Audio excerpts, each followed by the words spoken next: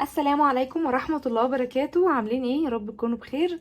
النهاردة ان شاء الله هنعمل مع بعض النسكافيه بطريقة صحية للدايت.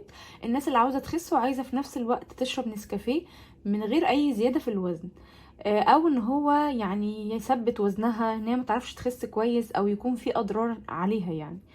مبدئيا النسكافيه طبعا والقهوة في فروق بينهم في طريقة التصنيع طبعا.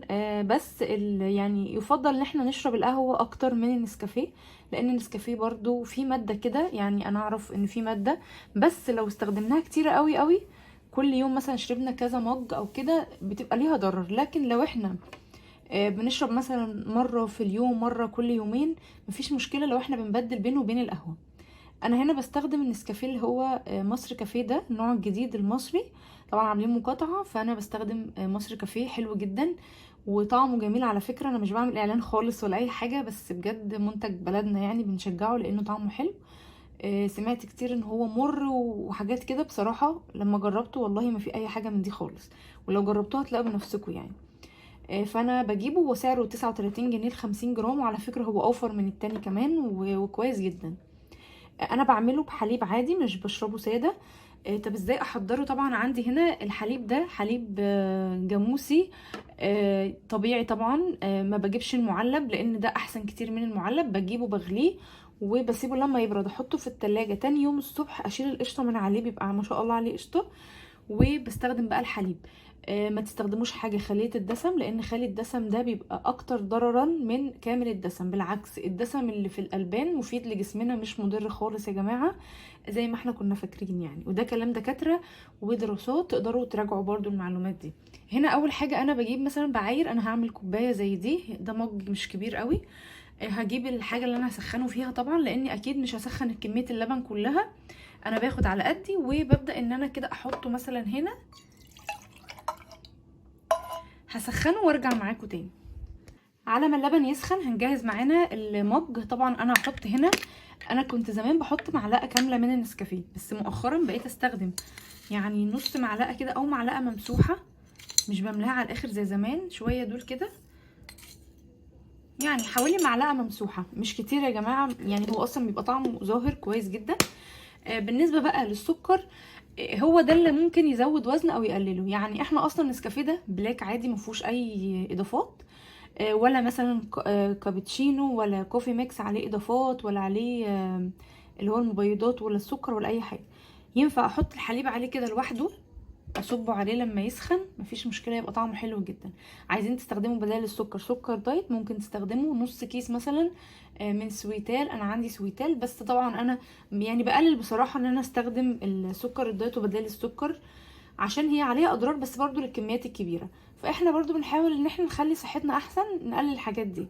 طب انا مثلا حابه ان انا اخد سكر وفي نفس الوقت ما زيدش في الوزن، هعمل ايه؟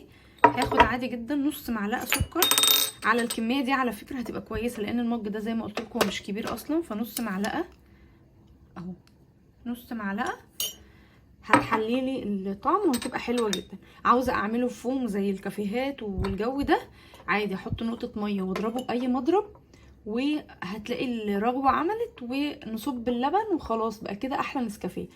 طيب ايه بقى اللي ممكن يزود الوزن؟ عشان انا عارفه ان في ناس هتدخل تقول لي لا ده بيثبت، ده يعني انا خسيت وزن كتير جدا ما شاء الله، اللهم بارك، بس طبعا ده من زمان قبل ما ازيد تاني. اكتر من 22 كيلو، كنت يوميا بشرب المشروب ده. انا مش بقولك تشربوه كل يوم، ممكن عادي تشربي قهوه ساده، تشربي مثلا حليب ساده من غير اصلا نسكافيه ولا قهوه، براحتك. طريقه القهوه برضو نفس الطريقه هنعملها، من غير برضو السكر نقلله، خلاص اشربيها مفيش مشكله، بس هتكون مره في اليوم لانها تعتبر وجبه، لان عليها حليب، يبقى ده ناخده كده مره في اليوم، مش اكتر من مره. بس عايزين نشرب قهوه تاني، ناخد قهوه عاديه مش نسكافيه، وتكون يعني سكرها قليل او بسكر دايت او نستغنى عنه، يبقى كده احنا في الامان.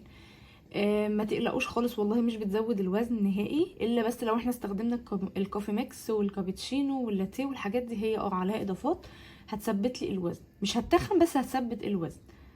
كده اللبن سخن عندي، طبعا انا مش بغليه على الاخر لانه هو اصلا اوريدي بيبقى مغلي كويس، وبقى حاطاه مغلي. شايفين لونه؟ ده معناه اصلا ان النسكافيه كويس، كميه كويسه يعني. طبعا انا مش فارق معايا رغوه او لا دلوقتي، لكن لو انتوا عايزين نعمله برغوه عادي ممكن نعمله بالمضرب. انا مشكلتي دايما ان انا كل ما اجيب مضرب بيتكسر عندي، مش عارفه ليه. فممكن نعمله بطرق تانية باذن الله. ابقى اعمل لكم رغوه النسكافيه زي الكافيهات، كنت عاملاها قبل كده بكذا طريقه معاكم اول ما فتحت القناه خالص. فباذن الله ممكن نرجع نعمل طرق كده سهله وبسيطه قوي في البيت من غير اي تكاليف ومن غير مضرب. لو حبيتوا الطريقه قولوا لي، ويعني ممكن ان شاء الله ابقى اعملها لكم. بس كده حبيت افيدكم، واي حد عاوز يخس ما يقلقش خالص، النسكافيه مش بيزود الوزن، بس تعملوه بنفس الطريقه دي. ويا رب الفيديو يكون عجبكم. فيديو بسيط قوي، بس حبيت ان انا اكون مستمره معاكم بالفيديوهات حتى لو حاجه بسيطه. واحاول باذن الله ان انا دايما ابقى مستمره معاكم حتى لو بافكار بسيطه يوميا، غير الفيديوهات طبعا اللي احنا بنعملها، عشان يعني ما اقطعش عليكم او ما نبعدش عن بعض فتره.